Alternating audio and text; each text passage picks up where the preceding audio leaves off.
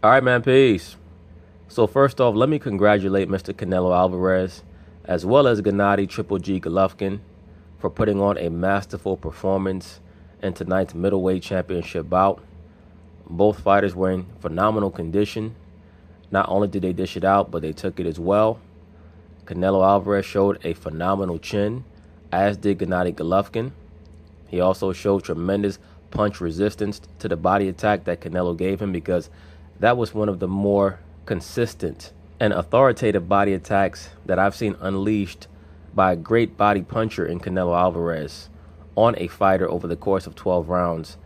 And having seen that fighter stand up to that type of body attack, like, I don't think that people understand the level of damage that's done to the human body when you have an elite professional boxer like a Canelo Alvarez going to your body like that. So once again, congratulations to both fighters for putting on that great performance.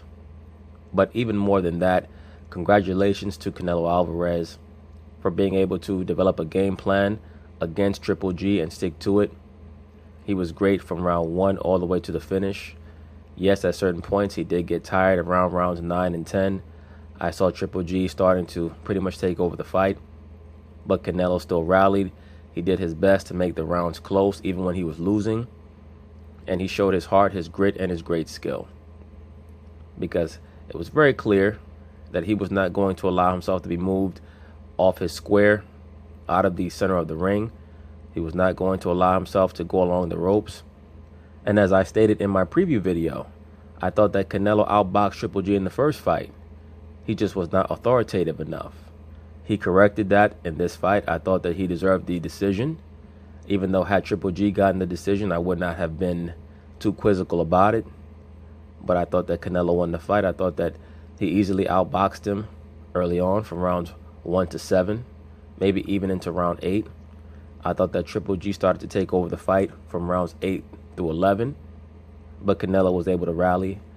I thought it was a good decision, 7-5.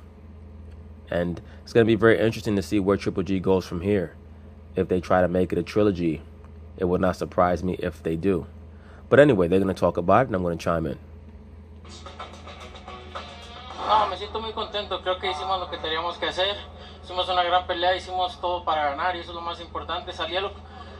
Yes, it's very obvious that Canelo was trying to knock out Triple G from round 1.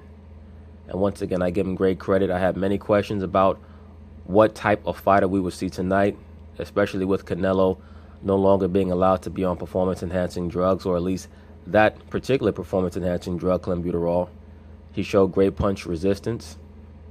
I had predicted that I thought Triple G would stop him around rounds 9 or 10, because I thought that he would not be the same fighter tonight. He definitely proved me wrong on that account. He showed what mettle of fighter he was. And the only punch that I thought that Triple G was dominant in the fight with was the jab. I thought that Canelo had the better right hand, the better left hook, especially to the body. Canelo is a great combination puncher. And as usual, he was very responsible on defense throughout the fight. Of course, he got nicked up around the middle rounds because, I mean, when you jump in the water, you're going to get wet. You get in a fight, you are going to get hit. I don't care how good your defense is. And Canelo does have very good defense, but he was starting to get hit with hard shots, and he shrugged them off. So, all credit to Canelo Alvarez. Phenomenal, phenomenal performance. A cumplir mi objetivo, que era noquear. Desgraciadamente no llegó el knockout. Es un gran rival. Es un gran rival, es un rival muy fuerte, con mucha experiencia, pero hoy ganó el mejor. I agree, the better fighter did win tonight. Espero que no deje dudas. Siempre los detractores van a tener dudas, pero yo me siento muy contento con mi victoria y aquí está. Well, for me, you left no doubts, man. You left no doubts for me. I thought that you were clearly the better boxer in the first fight. You just moved around a little bit too much, and you gave too much ground away. You allowed Triple G Golovkin to have too much effective aggression. You took away that component in tonight's fight. You took your game to a whole other level. Y aquí están los campeonatos.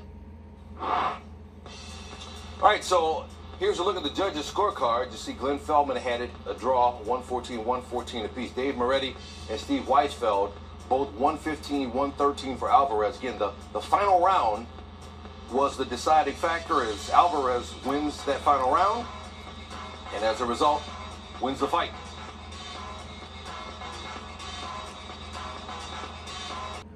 Once again, I was very impressed by Canelo Alvarez's performance. I'm sure that there will be people who will say that Gennady had a much more dominant jab, that he landed more punches on CompuBox. I'm just going by what I watched. And I thought that Canelo Alvarez, he dominated the pace of the fight. He dictated the geography of the fight. And it was not until around rounds 9 or 10 where Triple G was able to move him off his square. That's when Canelo started to get tired. I also think that his game plan was directly correlated with the understanding that without that Clint in his system, he would not be able to move around like he did in the first fight. So he took a far more stationary approach to conserve his energy, and we saw him lose his wind later on in this fight than we saw in the first fight. In the first fight, he started to lose his wind around rounds 4 or 5 because he had that false confidence of having a Clint in his system. In this fight, we saw him start to lose a little bit of his gusto around round 8, but that punch resistance was still there.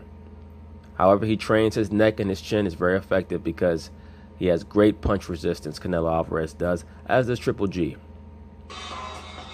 Well, I thought that the jab was working effectively. The fact is, you got to give Canelo Alvarez credit from the standpoint that he was the constant aggressor. Triple G in his camp called him out all month long, challenging him to be the Mexican that he is, to fight Mexican style, to show up and stand right in front of Triple G. That's exactly what Canelo Alvarez did. He deserves credit for that. But I thought he was missing a lot of shots. I thought that he was susceptible to the jab. Triple G was hitting him and tagging him with the jab all night long. He hit his share of power shots as well. Obviously, CompuBox numbers show that he connected at a lesser percentage, but I thought he fought smartly. I thought he was effective with the jab. I thought the jab kept Canelo at bay, and as a result, he was able to accumulate points because of that. Well, you know what, Steve? I agree with you. And honestly, it's not even about agreement. It's just a fact that Golovkin had a dominant jab in the fight. But unfortunately for him, he may be a victim of his own reputation. Because you don't watch a Triple G fight expecting him to dominate the bout over 12 rounds with a jab. And because he was not as consistent in landing his power punches, the left hook and the right hand, I'm sure that cost him in the bout. Because had he come into the fight with the reputation of being a great pure boxer and he utilized a dominant jab all throughout the fight, he may have gotten the decision. Because judges score fights based on reputation, especially in championship fights. They come into the fight expecting to see a certain style from particular boxers. And to watch Golovkin constantly just jabbing and not really being committal with his power punches because he was worried about Canelo countering him, I'm sure that cost him. I thought because of it, he won a very close decision. I didn't think it was by a wide margin, but I still thought that Triple G's hand should have been raised when all was said and done. Listen, you don't judge a fight by CompuBox numbers, okay? They're nice. It's nice to have them. It looks good. You know, it's another thing to have up on the screen and other stat. But you win it with the people in the ring. Human beings throwing punches at each other. Not somebody counting CompuBox numbers. They're humans. You think they see every number? I asked you guys to count them all. You think you would count them all? No. In the midst of that, you wouldn't. I go by what happens inside the ring.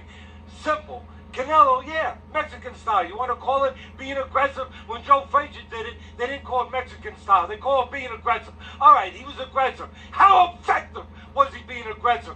Not real effective. The other guy...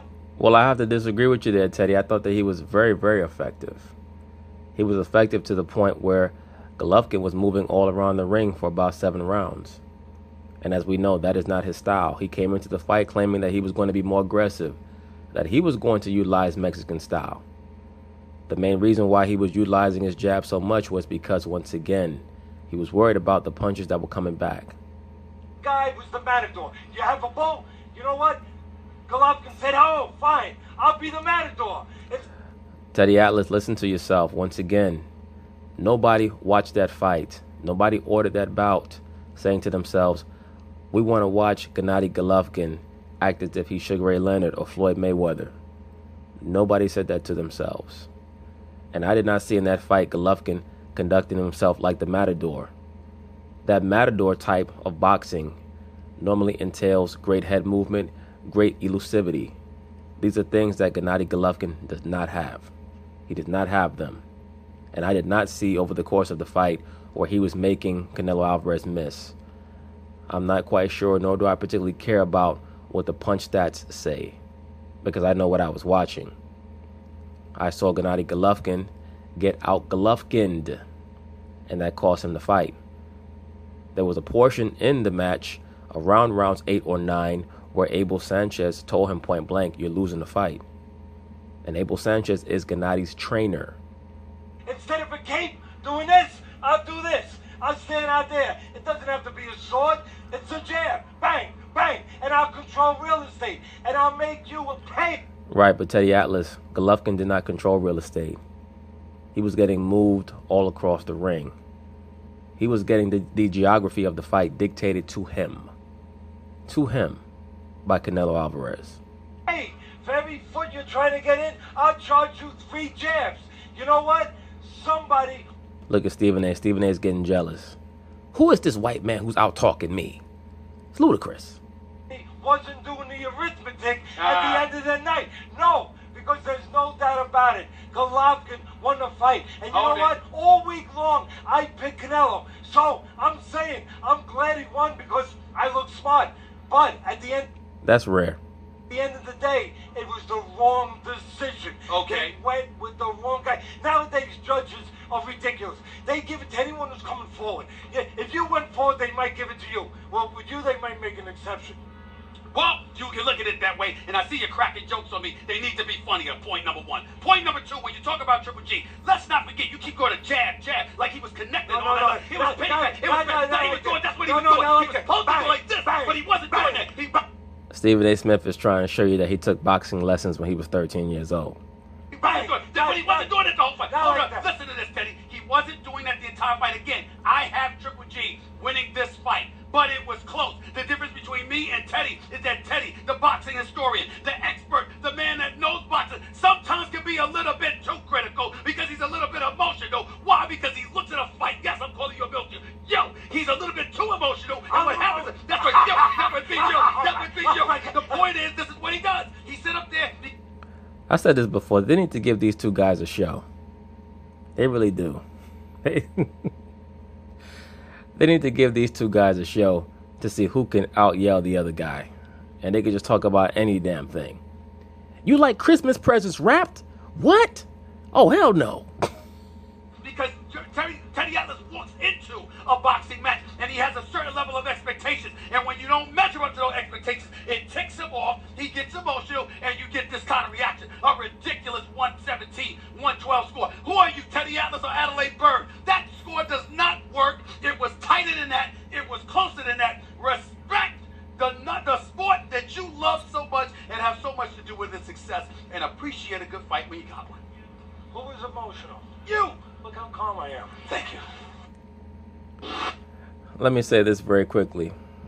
I scored the fight 115-113 for Canelo. It easily could have been a draw. It easily could have went the other way. But I was very impressed by Canelo Alvarez's performance. Maybe also because I expected him to get stopped tonight. I really did. I thought that Golovkin was going to wear him down. I thought that Canelo would put up a great fight, that he'd go out with heart like a warrior. But I did think that he would get stopped on his stool around rounds 9 or 10. So just the fact that he lasted the whole fight impressed me. And there were certain portions in rounds 9 or 10 where Golovkin tried to step it up. And I'm not going to make the excuse that he looked old tonight. I think that he was surprised by Alvarez and the fact that he actually tried to fight the fight that he claimed he was going to fight, which many boxers do. Many pure boxers come into a fight and they say, I'm going to outslug the slugger. And then they just move for the whole fight and try to outbox you. Well, Canelo said to himself, I'm actually going to do it. And I think that he fought that way because he felt like he had to. Not only because he had something to prove, but also because he didn't have that shit in his system to give his cardio a little boost. That's also why he said, you know what, I better keep my feet stuck in this very small perimeter here, and anything that comes at me, I'm returning fire. But once again, congratulations to Canelo Alvarez. It's going to be very interesting to see where he goes from here. Do they fight a third fight between Canelo Alvarez and Gennady Triple G Golovkin, or Does Canelo possibly consider moving back down to 154? Does he look for other top fighters at 160? We'll see. He's never been someone who I consider to be a fighter who's going to campaign at 160, but you never know. He might decide to do that because, as I've stated, his body's very strange. He's not tall, but his physique is very thick in regards to the breadth of his shoulders. He packs on weight very easily, so I think that he'll have a very difficult time getting back down to 154 and being able to maintain the strength levels that he's been able to achieve at 160. In regards to Triple G Golovkin, I could see him retiring. I could see him begging for a third fight with Canelo because that would be a big payday, and they have fought 2 scintillating fights. I could also see him maybe just looking for other competition, maybe even trying to take on Charlo or Danny Jacobs in another fight to prep himself for another match against Canelo, or maybe if Canelo abdicates the belts, trying to recollect the belts amongst the other fighters who will get the chance to fight for them. We'll see. But anyway, once again, congratulations to Canelo Alvarez and Triple G for that matter, but especially Canelo. Peace.